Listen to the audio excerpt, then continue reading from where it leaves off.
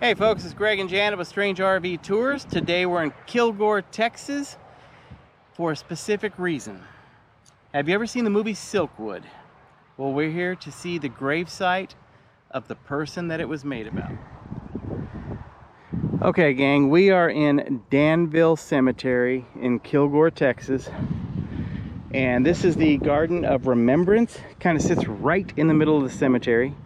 And this is the gravestone for Karen Gay Silkwood. Born February 19th, 1946. Passed on November 13th, 1974. Rest in peace.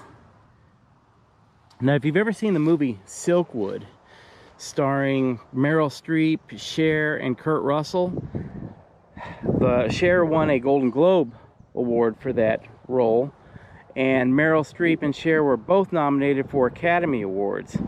The film came out in 1983 at a cost of $10 million, and it grossed $35 million. Well, the person that Meryl Streep played in that film was Karen Silkwood, and this is her gravesite. Janet has more information on the real Karen Silkwood. All right, Karen Silkwood was born in Longview, Texas, and that was February 19th in 1946, and she went to school in the Netherlands area and then went to college in Beaumont, Texas. That's down south part of Texas. But she ended up working in Oklahoma for Kerr McGee at their Cimarron plant. Their plant produced plutonium pellets for nuclear rods that go in nuclear plants. Very dangerous materials, you guys.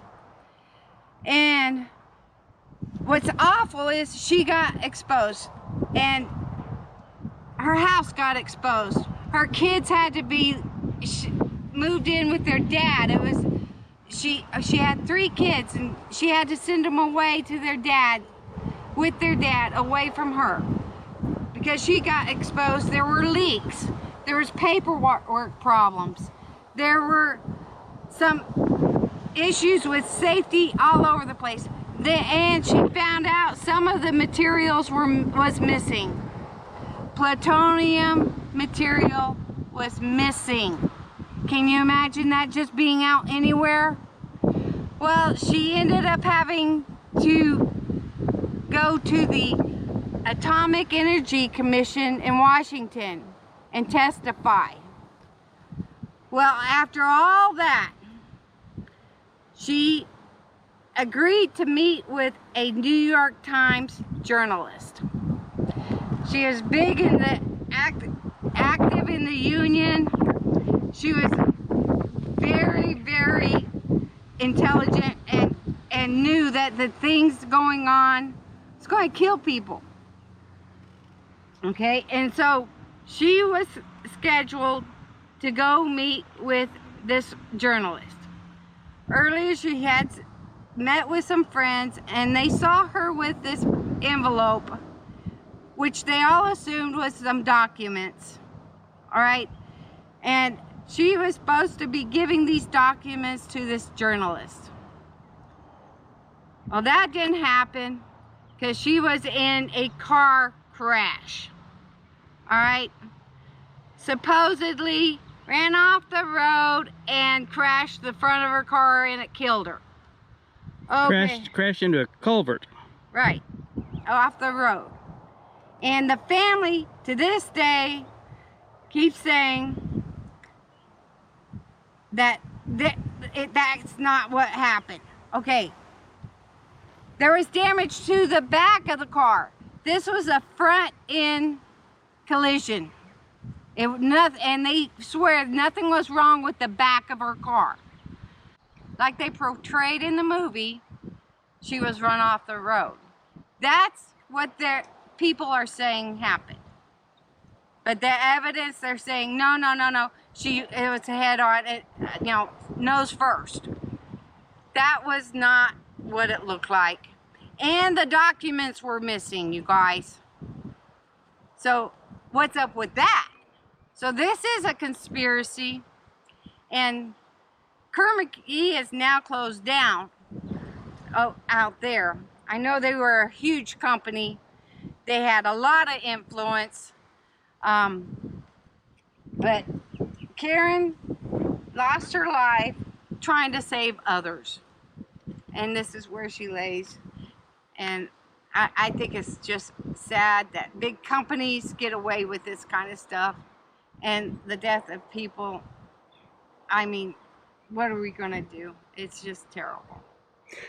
Some of the other discrepancies, or one other discrepancy in the crash, there was tire marks or skid marks leading up to the crash, as if her car had been hit from behind and she'd slammed on the brakes.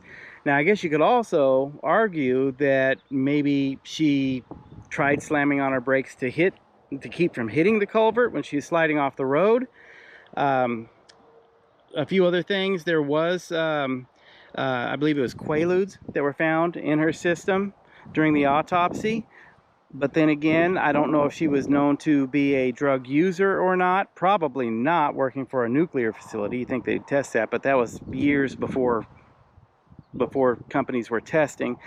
But it could have been placed in one of her drinks or some of her food, who knows. One other unusual piece of information about this gravesite: there are kids, teenagers, who come out here late at night because they believe this gravesite to be haunted. They say they've seen apparitions out here, that the tombstone actually glows because of it being radiated. Supposedly there was a phase 1 analysis done on this gravesite which showed that there was still radiation in this area of the gravesite. So a news team came out here with a professional photographer who decided to debunk it. And he set up a camera on this gravesite and then a camera on one of the other gravesites in this area. Set both of them to take a aperture of 2 minutes and 15 seconds to allow as much light in as possible. If there's any light at all, that's going to show up. Set the cameras to go off at the same time so that they'd be under the same conditions. When he got back to his laboratory and looked at the photographs, there was no difference in the photos. So he could not get this tombstone to glow like the kids had been saying. Now, is it haunted? I have no idea. I don't feel anything strange here, but maybe the ghost just decided not to appear that night and not to glow the gravesite. Who knows? But there are some rumors. But I do think he probably debunked it.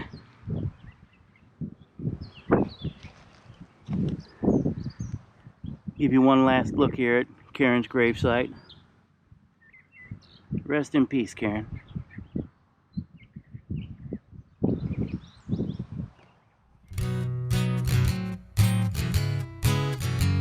Strange RV tours will take you places with Greg and Janet's smiling faces. You might see a crazy flavored soda review or some tips to fit your RV too. So come along, won't you join us, friend, as we discover what's around the bend. Just sit right back in your easy chair. Strange RV Tours is on the air. Strange RV Tours is on